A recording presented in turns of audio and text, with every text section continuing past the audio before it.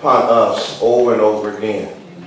As we enter into the second week of the Lenten season, as we follow Jesus toward Calvary, we want to look at John chapter 8, a very familiar passage that the Spirit has given me a different insight into. Stand with me, John chapter 8, and I'm going to begin reading with verse 1 of the Gospel according to John. Once you found it, say amen. Amen. Amen. But Jesus went to the Mount of Olives. Now early in the morning he came again into the temple, and all the people came to him, and he sat down and taught them. Then the scribes and Pharisees brought to him a woman caught in adultery. And when they had set her in the midst, they said to him, Teacher, this woman was caught in adultery in the very act. Now Moses and the law commanded us that such should be stoned, but what do you say? This they said, testing him, that they might have something of which to accuse him. But Jesus stooped down and wrote on the ground with his finger, as though he did not hear. So when they continued asking him, he raised himself up and said to them, He who is without sin among you, let him throw a stone at her first. And again he stooped down and wrote on the ground. Then all those who heard it, being convicted by their conscience, went out one by one, beginning with the oldest, even to the last. And Jesus was left alone, and the woman standing in the midst. When Jesus himself up and saw no one but the woman, he said to her, Woman, where are those accusers of yours? Has no one condemned you? She said, No one, Lord. And Jesus said to her, Neither do I condemn you. Go and sin no more. I want to talk about the merciful judge. All right. Yes, sir. Merciful judge. Yes, sir. Yes. In John 8, we learn that the enemies of Christ are trying to discredit him and his ministry by dragging a woman caught in the very act of adultery to him.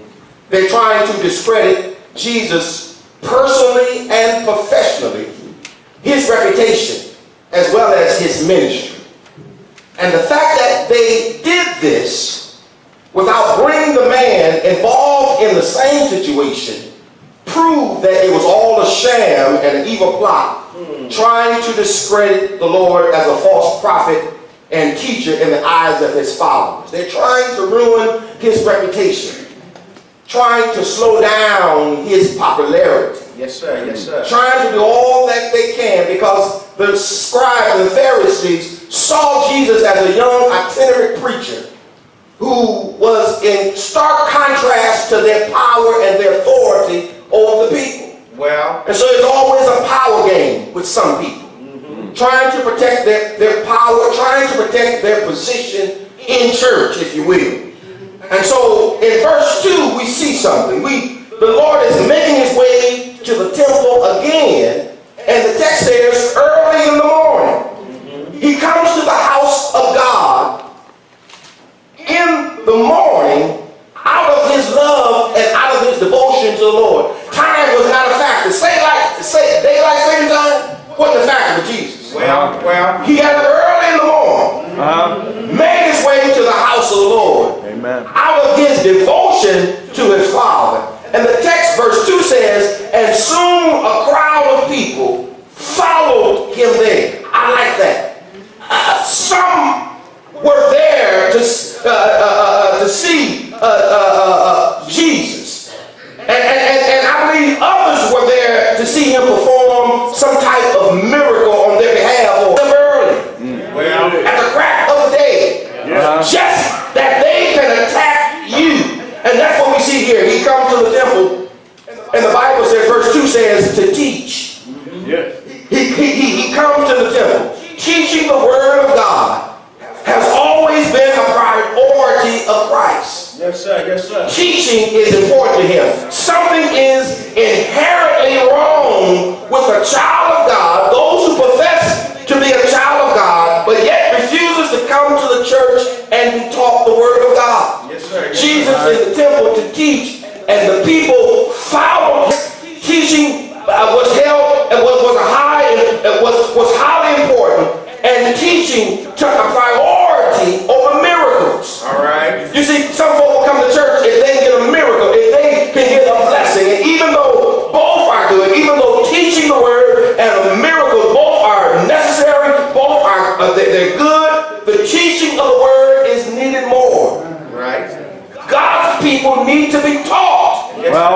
his word. Well, And so those who refuse to be taught not only miss the blessing that is in the word of God, but they also miss the power that can change them to be more like Christ when they're being taught by the word of God. And so John, we see in this text, John said all the people came to him. That's what he says in verse 2. All the people came to him, and he sat down and taught them.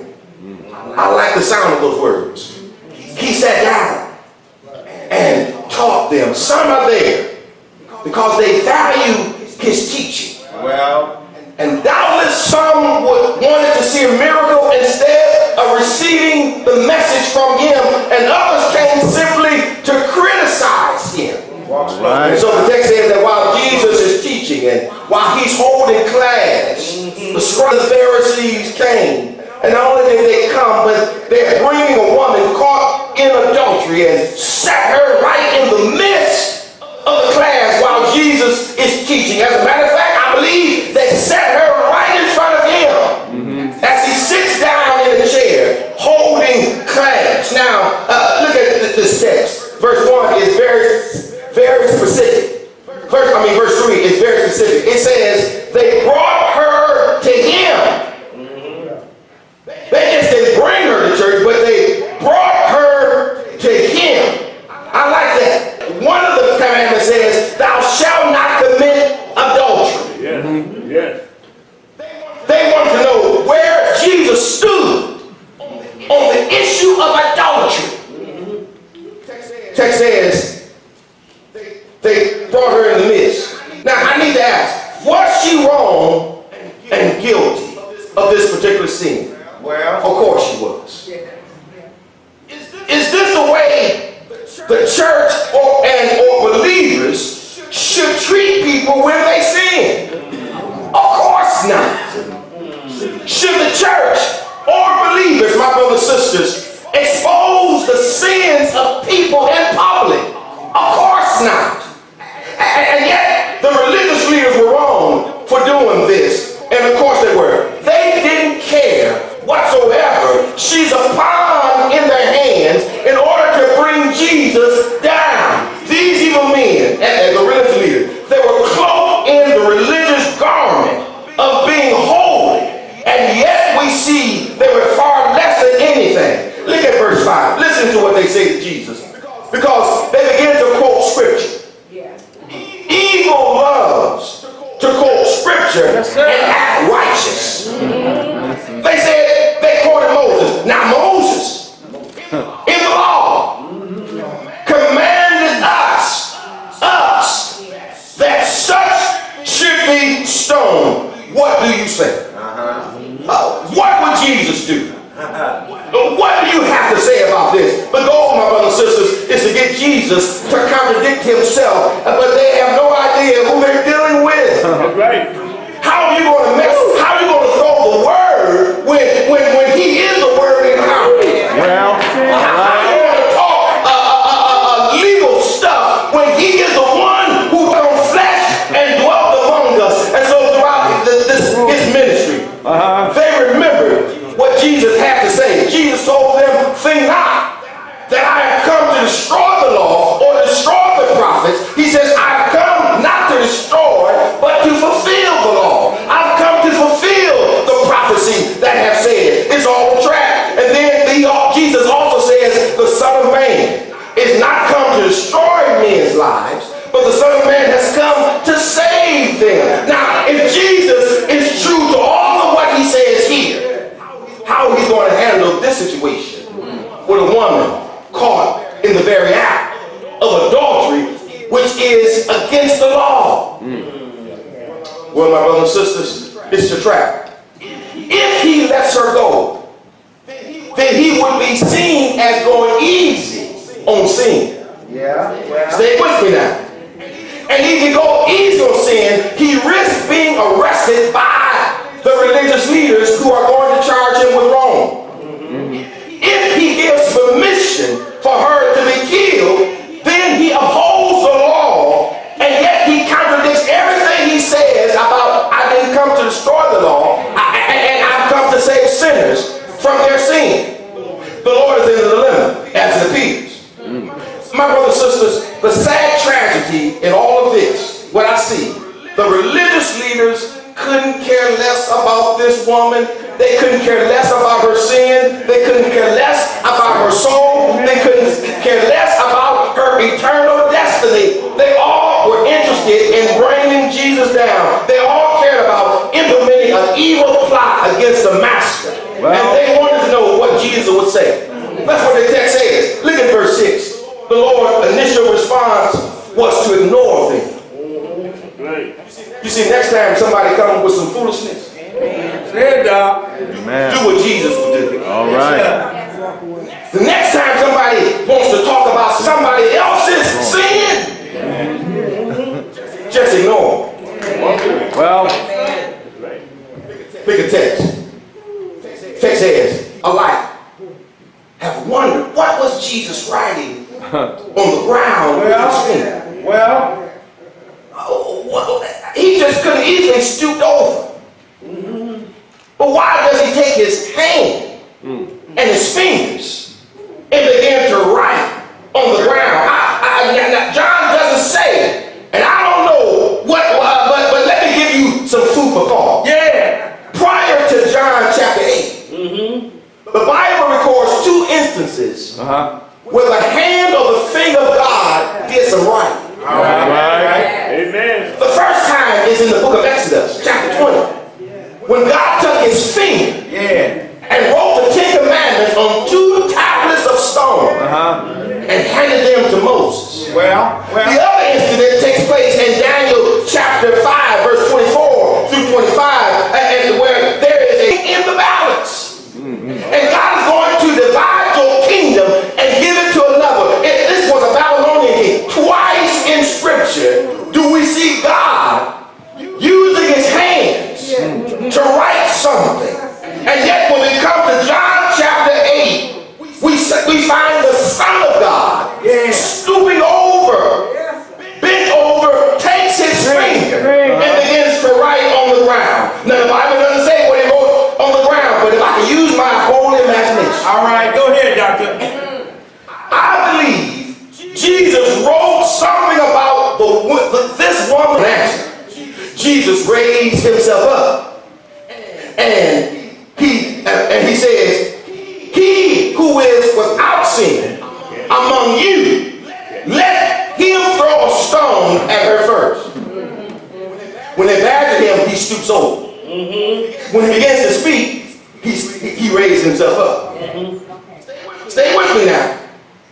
I believe he wrote the name of each accuser because he knew that none of them were guiltless of sin. That's right. Stay with me. He writes on the ground. I believe that John doesn't say it. He writes the name of the scribes and the Pharisees who brought this woman. The reference to this sin is a sin of adultery. All right. Okay, all right, you're not feeling it. All right. He who has never committed the sin of adultery, you shall take a stone and throw at it. Okay. The next time you get ready to cast a stone at somebody, you got to make sure you're not guilty of that same sin. That's right. All right. All right, God. All right. Okay. I'm with you, sir. I'm with you. In the church, we love to condemn others of certain sins that we have never committed, Say it, doctor. Doc. but remain silent Yes. on those sins that we're guilty of. Yes, sir. Yes. Oh, okay. You're in the right house, doctor. We may not be gay, but we have a problem condemning those who happen to be gay. Stay with me. Your relationships outside of marriage, we stay silent. Don't get quiet on me now.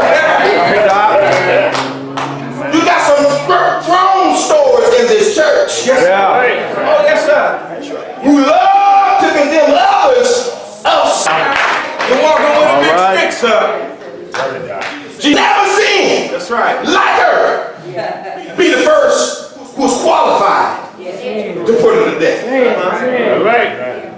Okay, all right, y'all get it. All right. I'm with you, sir. I'm with you, sir. Watch this. The power of his words and truth convicted every one of these men to the core of their soul.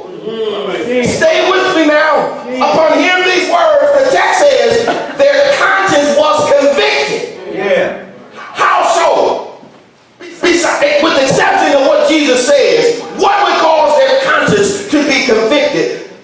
It's easy. They were convicted because they were guilty of the same sin of adultery. All right. How do I know? Because the Bible says every one of them from the oldest dropped their stone.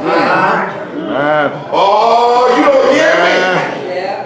All right. Everyone. Starting with the fella that's 99. On down to 15. Drop their stone. They were convicted because they were guilty of the same sin. Amen. The Lord exposed them just like they exposed this woman of her sin. It's not in the text, but I believe Jesus wrote on that ground the name of every man who stood there and accused her of adultery with his finger. And you know what? I'm glad he wrote their names in dirt and not in stone. Yes, sir. Yes, sir. Yes, sir. All right, Doc. Come on, sir. All right. Because had he wrote it in stone, Yes, sir. they would have all died in their sin. Yes, sir. Yes, sir. But the wind of God's grace blew over the dirt. And God no longer remembers us because our names are not written in the dirt. All right. Bible says, You're heavy, sir. each man exits the temple one by one. Watch this now. Another translation says they slip away one by one. Beginning with the elders until she and the master were the only one left. Stay with me now. Sooner or later, you are going to have to stand and face Jesus alone. Yes, sir. I want you to hear me, brothers and sisters. When the last rock hit the temple floor, Jesus and this woman were the only ones left in the temple. When he says that he who has committed no sin cast the first stone, the Bible says he bent over again.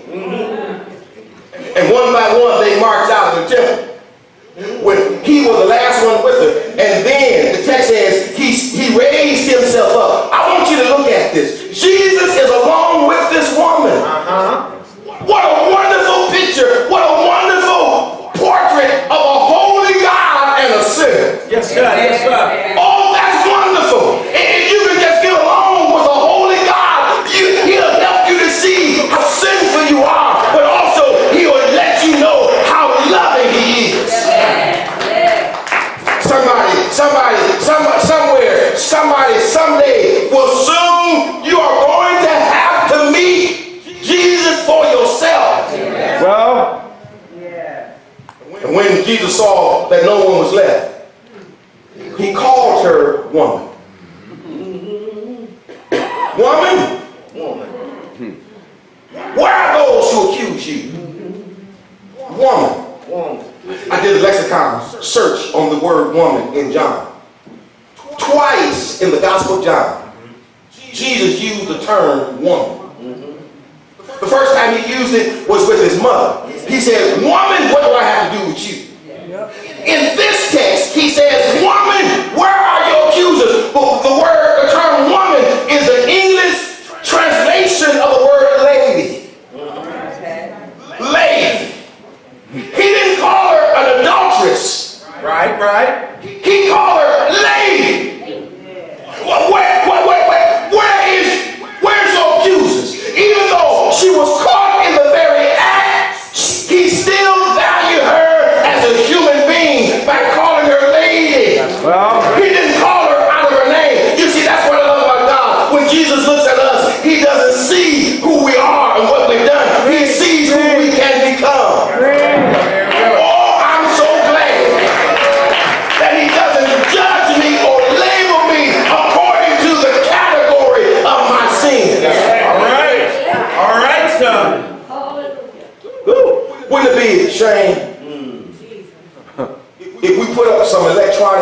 devices when you walk into the sanctuary.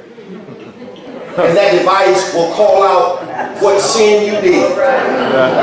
Jesus. Whoa. All right. Whoa. Sinner, sinner, sinner. Liar, liar, liar. Whoa. Cheater, cheater, cheater. Oh, man. Oh, I'm so glad Amen. that God is the only one who knows Well, my fallen nature. And yet he does not bury me, but he still values me because he sees some of him in us. well, He saw her Yes, sir. as she could become through him and by his help and by his grace. He took this godless, carnal woman and turned her into a lady. Oh, I like this. And my guess, she's not the only one, my brothers and sisters. Jesus has made a difference in their lives. Somebody this morning, I believe somebody this morning ought to be a witness to the changing power of God's grace. Didn't he change you? How did he change you? Are you still the same person when you came into your life? Woman, where are those accusers of yours? Has no one condemned you? Of course not. Remember now, to condemn a person of adultery, you need two witnesses. That's right, that's right. Come on, sir. All the witnesses left the house because they were guilty of the same sin. Case dismissed. Oh, that's what I love about Jesus. He's that type of friend who has your back. He won't let anybody put you down lower than what you are right now. All right. well, Isn't it wonderful to know that the only one worthy to stone us refuses to do it? well, That's right. You don't hear me this morning. Jesus says, neither do I condemn you. Oh, my soul is shouting right now. Because he's the only one qualified to take up a stone and all the stones and stone us to death. But he refuses. well, Oh, my God. well, Do you realize you're alive this morning not because you've been so good, not because you did everything you were supposed to do, not because you crossed every T and dotted every I. You are alive this morning because God decided not to stone us to death. well, The law says, the first law says, thou shalt have no other gods before me. Some of us ought to be stoned to death. Because we done put everything and everyone before God, and yet you still alive. well, Oh, bless my soul. Just as he does with us. This text says he dealt with this woman on the basis of grace. These religious men condemned her. They wanted her dead. But Jesus looked at her and saw someone worthy of his love and of his grace. Oh, I wish I had a witness this morning. well, You see, some people seem to have a problem with this text because it seems like Jesus condoned her sin. And that's the wrong situation. Yes, sir. He didn't condone it. He rebuked her for it. Look at this. Read verse 11 again. Yes, sir. Yes, sir. Yes, sir. He never condoned the sin, but he rebuked it. He gave her a stern warning with love. He said, go and sin no more. You see that?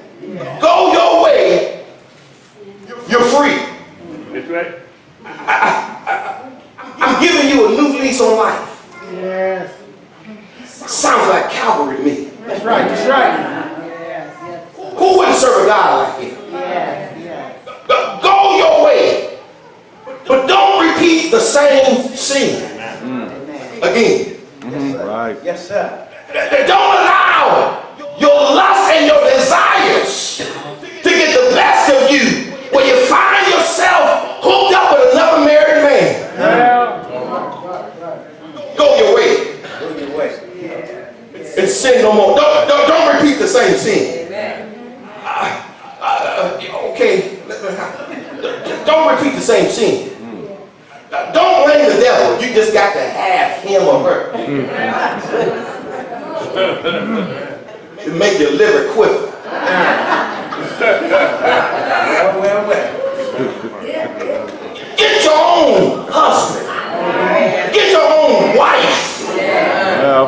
Go! I've given you a new lease on life, but don't sin no more. Don't get caught up in your own lust and your desires to the point where you find yourself right in the same place again. The Lord is merciful. He freed her from the penalty of sin, which was death, and gave her a new lease on life. My brothers and sisters, I'm here to tell you this morning, when Jesus sets you free, you are free. Well.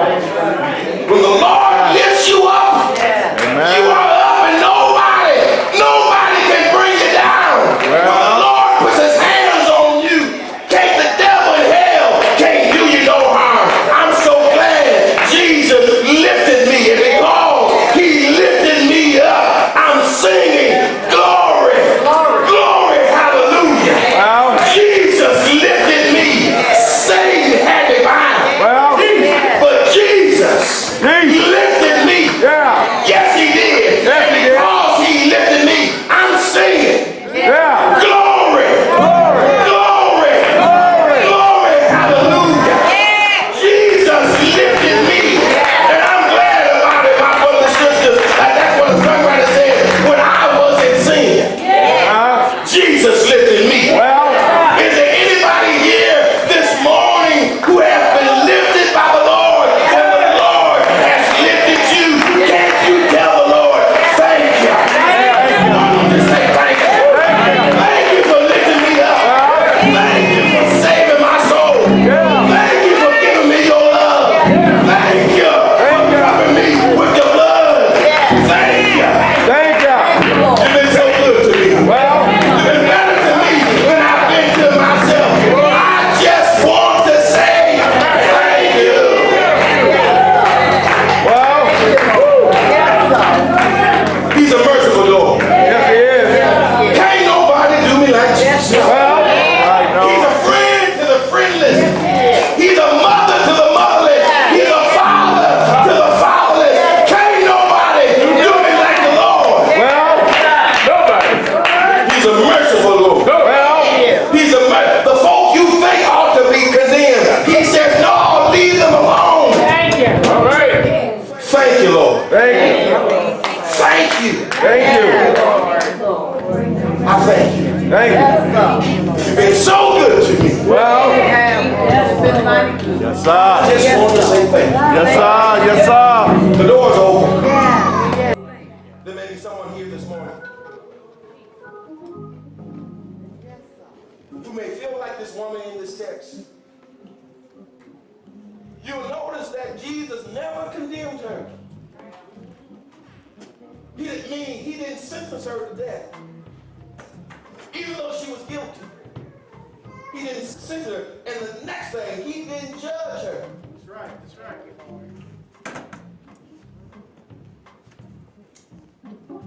He saw her possibility. Well. He didn't cast her aside and say that she'll never get right.